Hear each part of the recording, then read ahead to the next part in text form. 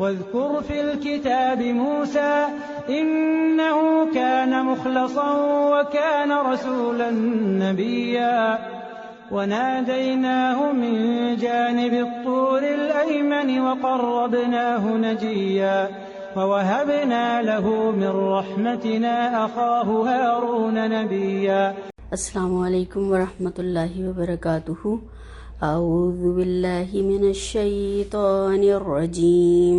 بسم اللہ الرحمن الرحیم. واذکر فی الکتاب موسیٰ انہ کان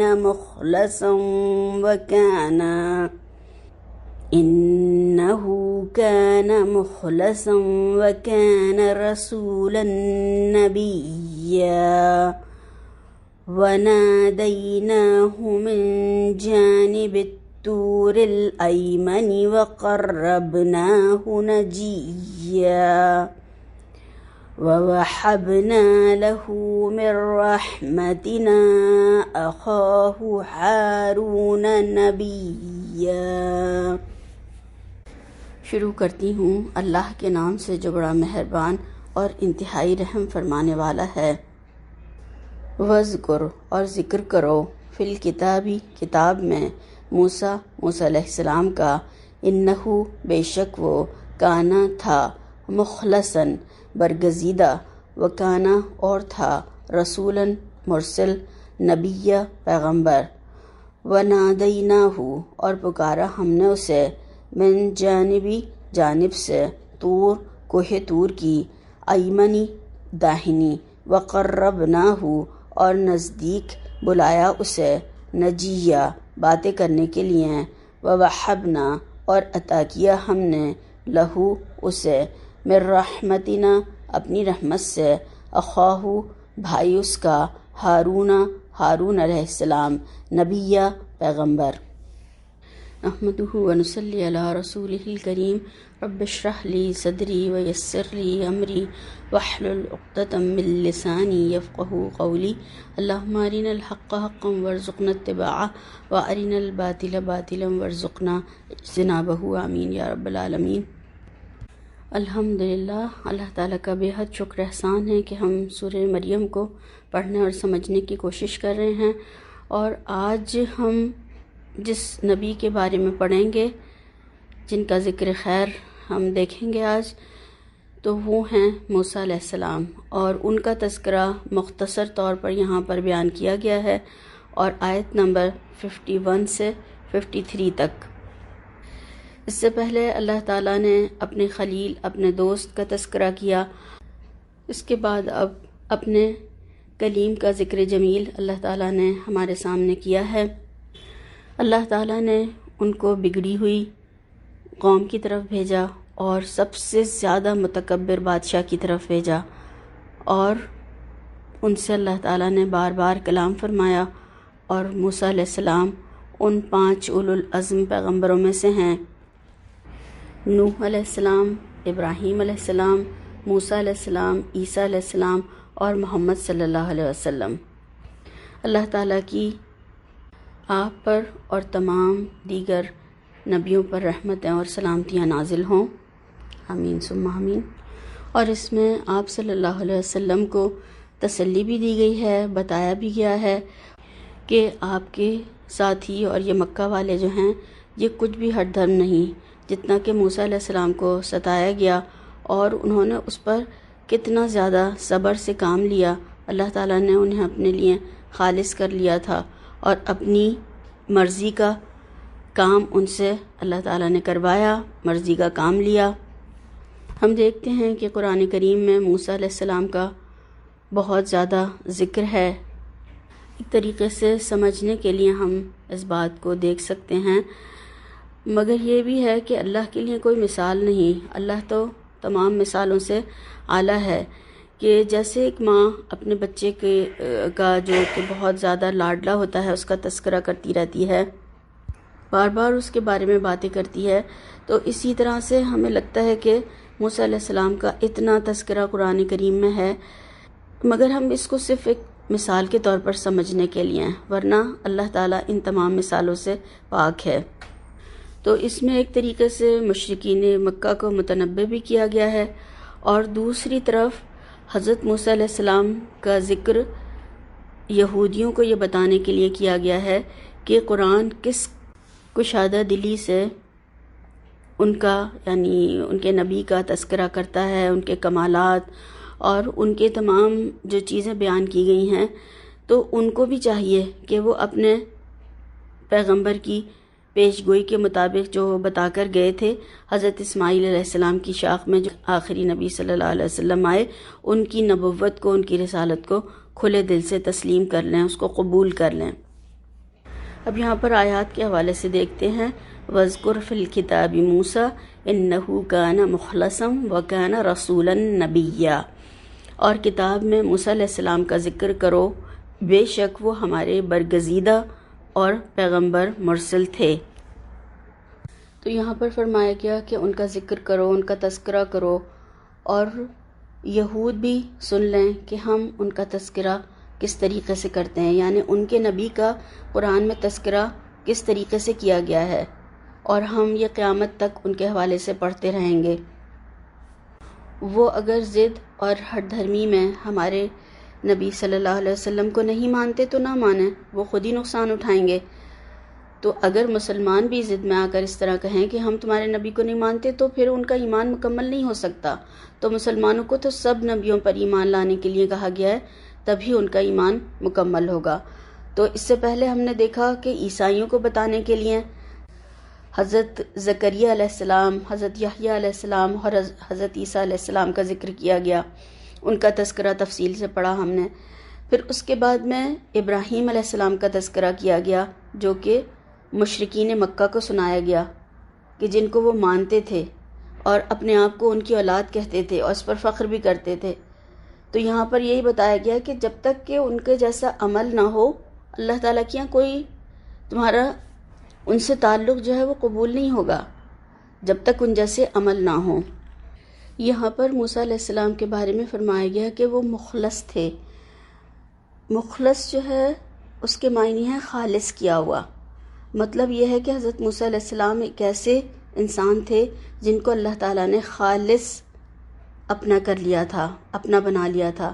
اور عربی زبان میں مخلص کہتے ہیں اس کو کہ جو چیز بھٹی میں پکا کر، جیسے لوہا اور سونا جو بھٹی میں ڈال کر پکایا جاتا ہے، تو وہ جب گل کر اس کا میل کچیل نکل جاتا ہے اور وہ بالکل کھرا ہو جاتا ہے، وہ کھرا ہو کے جو باہر نکلتا ہے اس کو مخلص کہتے ہیں۔ تو اللہ تعالیٰ نے حالات کی بھٹی میں ان کو خالص کر کے نکالا، کس طریقے کی آزمائشیں آئیں ان کے اوپر اور کیا کیا ان کے ساتھ ہوا، وہ ہم اس میں آگے دیکھیں گے کہ وہ ایک چنے ہوئے شخص تھے اور رسول اور نبی تھے۔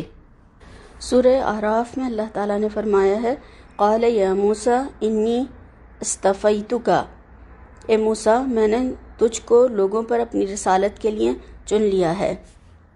تو اللہ تعالیٰ نے انہیں عقیدے، دعوت، عمل، تبلیغ کے اعتبار سے پوری سوسائٹی کے اندر سے چنا تھا، یعنی وہ چنے ہوئے سلیکٹڈ جو تھے وہ فرد تھے اس سوسائٹی کے۔ اور یہ مخلص جو ورڈ ہے یہ مصطفیٰ، مجتبیٰ یعنی چنے ہوئے، مختار، برگزیدہ، ان سب کے معنی میں بھی استعمال ہوتا ہے۔ اب یہاں پر جو رسول اور نبی ان کو کہا گیا اس کو تھوڑا سا دیکھتے ہیں کہ اس میں کیا فرق ہے، ورنہ عام لوگ تو ایک جیسا ہی سمجھتے ہیں کہ رسول اور نبی ایک ہی ہوتا ہے۔ رسول کے معنی ہیں فرستادہ، یعنی بھیجا ہوا۔ عربی زبان میں قاصد کو، پیغامبر کو، پیغام لانے والے کو، ایلچی کو اور سفیر کے بارے میں بھی یہ استعمال ہوتا ہے۔ تو قرآن میں ہم دیکھتے ہیں کہ یہ لفظ فرشتوں کے لیے بھی استعمال ہوا ہے جو اللہ تعالیٰ کی طرف سے کسی خاص کام پر بھیجے جاتے ہیں، یا پھر ان انسانوں کے لیے استعمال ہوا ہے جنہیں اللہ تعالیٰ نے خلق کی طرف اپنا پیغام بھیجنے کے لیے مقرر فرمایا۔ جبکہ ہم دیکھتے ہیں کہ نبی کے بارے میں بہت اختلاف ہے، بعض اس کو نبا سے کہتے ہیں یعنی خبر دینے والا، بعض نے نبو سے یعنی رفعت اور بلندی اس کا معنی لیا۔ تو اس معنی کے لحاظ سے نبی کا مطلب بلند مرتبہ اور عالی مقام ہو گیا۔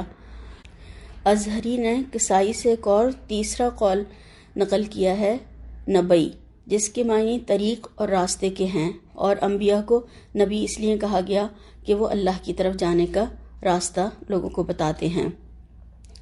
تو کسی شخص کو رسول اور نبی کہنے کا مطلب یہ ہوا کہ عالی مقام پیغمبر، اللہ تعالیٰ کی طرف سے جو خبریں دینے والا پیغمبر، یا پھر وہ پیغمبر جو اللہ کا راستہ بتانے والا ہے۔ تو اس کے یہ 3 معنی کیے گئے ہیں۔ اور ہم یہ بھی دیکھتے ہیں کہ رسول کا لفظ نبی کی بنسبت خاص ہے، یعنی ہر رسول نبی بھی ہوتا ہے مگر ہر نبی رسول نہیں ہوتا۔ انبیاء کرام میں سے رسول کا لفظ ان جلیل القدر ہستیوں کے لیے بولا گیا ہے جن کو عام انبیاء کی نسبت زیادہ اہم منصب سپرد کیا گیا تھا۔ اس کے حوالے سے ہمیں ایک حدیث ملتی ہے جو امام احمد نے حضرت ابو امامہ سے اور حاکم نے حضرت ابو ذر رضی اللہ تعالیٰ عنہ سے نقل کی ہے کہ نبی کریم صلی اللہ علیہ وسلم سے رسولوں کی تعداد جب پوچھی گئی تو آپ صلی اللہ علیہ وسلم نے فرمایا 313 یا 315 بتائی، اور انبیاء کی تعداد جب پوچھی گئی تو آپ صلی اللہ علیہ وسلم نے 1,24,000 بتائی۔ تو اس سے یہ بات ہمارے سامنے بالکل واضح ہو گئی کہ رسول جو ہے وہ صاحب شریعت اور صاحب کتاب کو کہا جاتا ہے، اور نبی وہ ہوتا ہے جو پچھلے پیغمبر کے لائے ہوئے پیغام کو کنوے کرتا ہے، اس پیغام کو لوگوں تک پہنچاتا ہے۔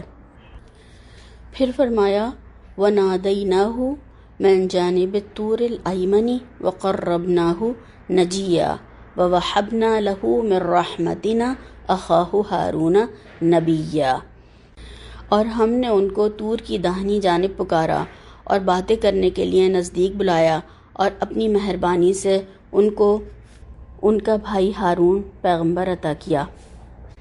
اور کوہ طور کی داہنی جانب سے مراد اس کا مشرقی دامن ہے۔ یہ بہت بڑا اعزاز ہے جو کہ موسیٰ علیہ السلام کو ملا، اور اللہ تعالیٰ سے انہوں نے بات کی، اور کیا منظر ہوگا، کیا خوبصورتی اور کیسی آواز ہوگی۔ تو یہ کیسا منظر ہوگا، کیسی خوبصورتی ہوگی، کیسی آواز ہوگی، اور کیا اس وقت کیفیت ہوگی، اور یہ کتنا بڑا اعزاز ہے جو کہ اللہ تعالیٰ نے ان انبیاء کرام کو عطا فرمایا۔ سبحان اللہ۔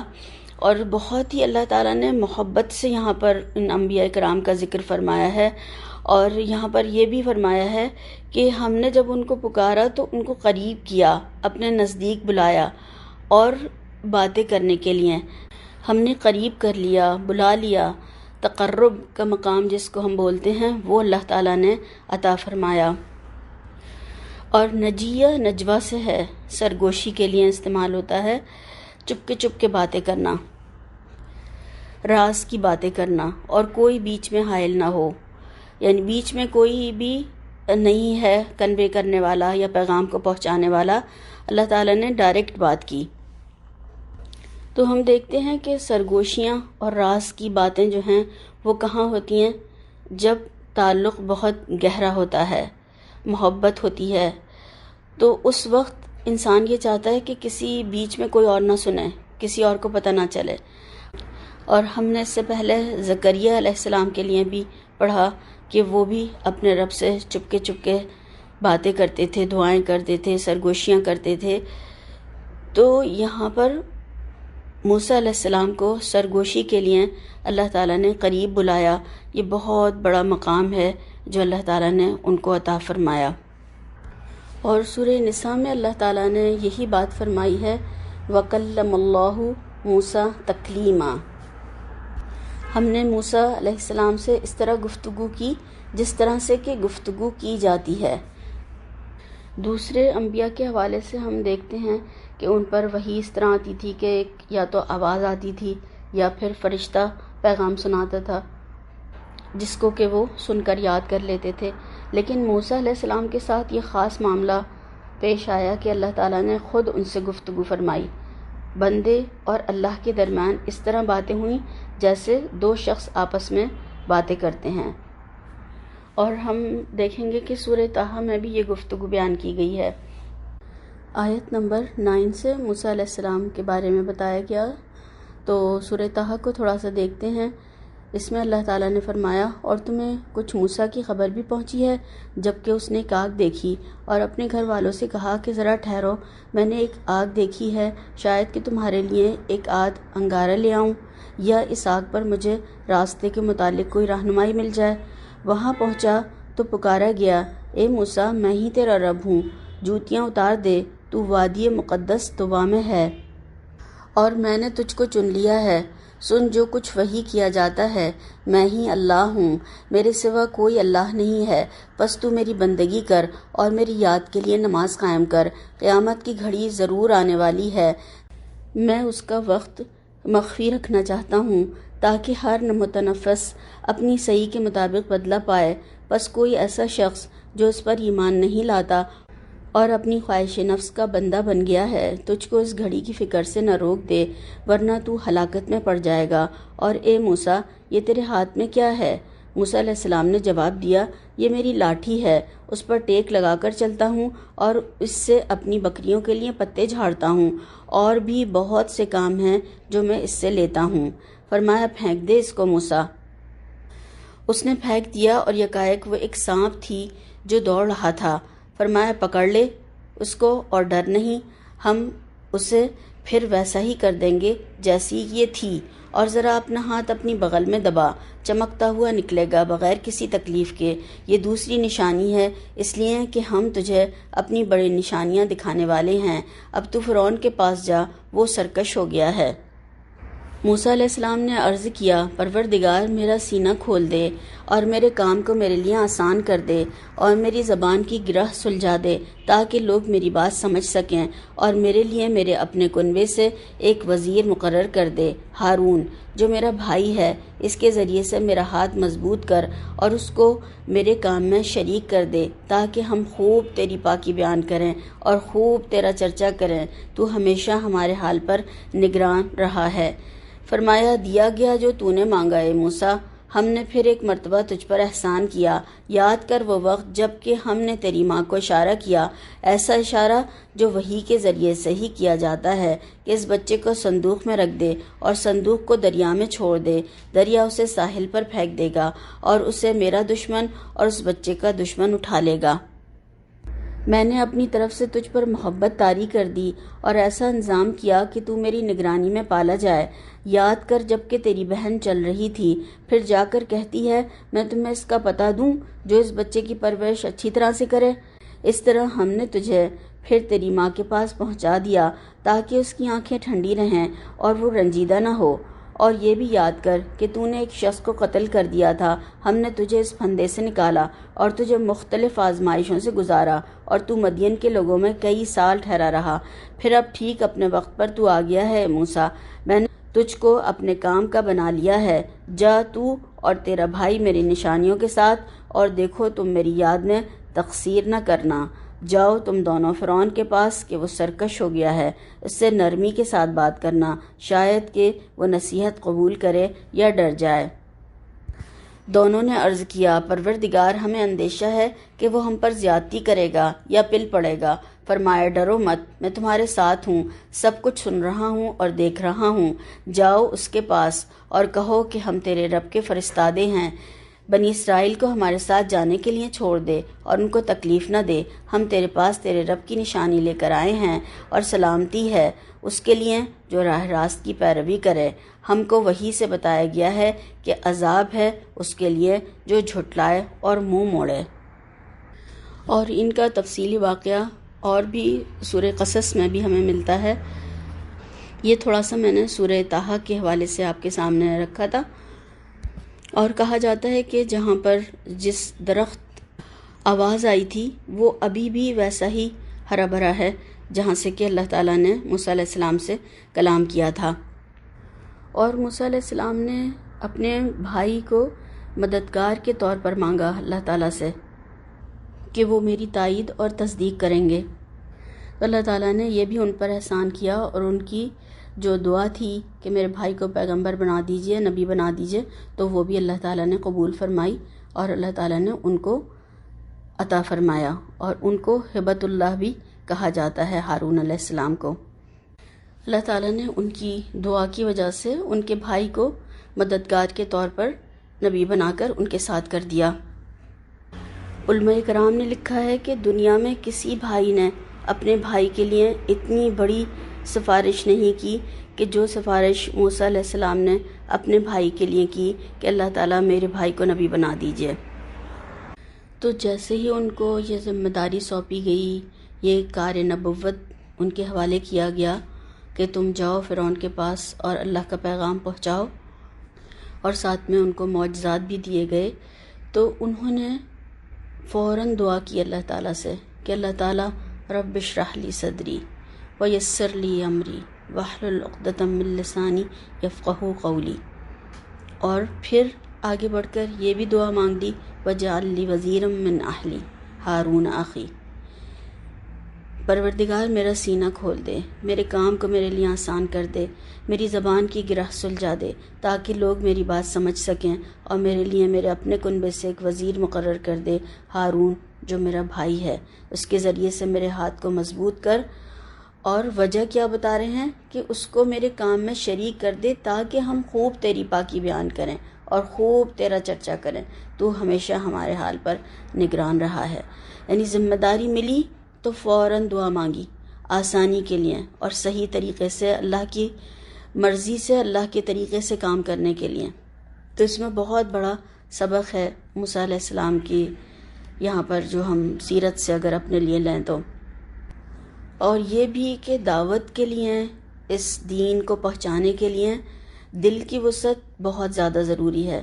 تنگ دل لوگ یہ کام نہیں کر سکتے، اللہ کے دین کو پہنچا نہیں سکتے جن میں کہ وسعت نہ ہو۔ تو بات کرنے کا طریقہ، ڈھنگ یعنی ڈیلنگ کا مجھے سکھا دیجئے، اور پھر ساتھی اور مددگار بھی عطا فرمائیے جو اس قابل ہو کہ وہ میرا معاون اور میرا مددگار ہو، اور یہ بھی کہ میرے پیچھے میری جانشینی کر سکے۔ انکار نہیں کیا کیونکہ یہ بہت بڑا منصب تھا اس وقت کا، اور پوری دنیا میں اگر ہم دیکھیں تو فرعون جو ہے ظلم کا سمبل ہے کہ اس سے زیادہ کوئی ظالم دنیا میں نہیں رہا ہے۔ اس کے دربار میں جانے کے لیے اللہ تعالیٰ سے انہوں نے جو چیزیں مانگی ہیں، جو سوال کیا ہے، وہ کتنی بڑی یہ نعمتیں ہیں۔ تو اللہ تعالیٰ نے ان کی دعا قبول فرمائی اور ان کے بھائی کو مددگار کے طور پر عطا فرمایا۔ اور ہمارے یہاں اسرائیلیات میں سے جو منتقل ہوئی ہیں، تفسیروں میں جو آئی ہیں، رواج پا گئی ہیں، وہ ایک بے بنیاد جو کہانی ایک ملتی ہے کہ بچپن میں جب حضرت موسیٰ علیہ السلام فرعون کے گھر میں پل رہے تھے تو انہوں نے فرعون کا تاج اپنے سر پہ رکھ لیا، تو پھر یہ سوال پیدا ہوا کہ یہ بچے کی حرکت ہے یا پھر یہ کسی اور مقصد کے تحت یہ کیا گیا ہے۔ تو پھر ان کے سامنے سونا اور آگ رکھی گئی، یا ہیرے جواہرات کا ایک تش تھا، تو جس میں انہوں نے آگ کا انگارہ اٹھا کر اپنے منہ میں رکھ لیا، جس سے کہ ان کی زبان میں لکنت پیدا ہو گئی۔ تو یہ جو ہے یہ بے بنیاد جو ہیں تفصیلیں ہیں جو کہ بیان ہوئی ہیں۔ اور اگر ہم دیکھیں تو ایک بچہ بھی اگر آگ کو اٹھاتا ہے تو وہ اسے اٹھا کے منہ میں نہیں رکھ لے گا، آگ اس کا ہاتھ جلائے گی، وہ فوراً پھینک دے گا۔ تو یہ غلط بات ہے، یہ صحیح بات نہیں ہے۔ اصل بات جو سمجھ میں آنے والی ہے وہ یہ ہے کہ یہ کار نبوت جو ہے، اس کے فرائض ادا کرنا، یہ بہت ہی زیادہ ایک ایسا کام ہے جس میں کہ معاون اور مددگار ساتھ میں ہونا ضروری ہیں، اور اس میں تقریر کی بھی نوبت آ سکتی ہے، اور اس میں اور بھی کچھ کاموں میں تو میرے ساتھ ایک معاون اور مددگار ہو، اور وہ اپنے اندر ایک جھجک محسوس کر رہے تھے کہ شاید میں یہ کام اتنی اچھی طرح نہ کر سکوں، جو میرا بھائی جو ہے وہ فصیح اللسان ہے، اس کو آپ میرے ساتھ کر دیجئے تاکہ اگر کبھی ایسی نوبت آئے تو ہم اچھی طرح سے آپ کی پاکی بیان کر سکیں، آپ کے بارے میں ان لوگوں کو صحیح طور سے بات کنوے کر سکیں۔ اور اس کے بعد کی جو تقریریں ہیں وہ موسیٰ علیہ السلام کی فصاحت اور بلاغت والی ہیں، یعنی ان میں یہ کوئی ایسی چیز نہیں تھی جس کو کہ یہاں پر بیان کیا گیا ہے، اور یہ بھی عقل کے خلاف بات ہے کہ اللہ تعالیٰ کسی یعنی جو صحیح نہ بولتا ہو یا تتلاتا ہو ایسے کو اپنا رسول مقرر کر دیں، یہ نہیں ہوتا۔ اور رسول ہمیشہ جو مقرر کیے جاتے ہیں وہ شکل صورت کے اعتبار سے، شخصیت کے اعتبار سے، صلاحیتوں کے لحاظ سے اس معاشرے کے چنے ہوئے اشخاص ہوتے ہیں، اور ظاہر اور باطن نگاہوں کو متاثر کرتا ہے ان کا، یعنی ایسی شخصیت والے ہوتے ہیں۔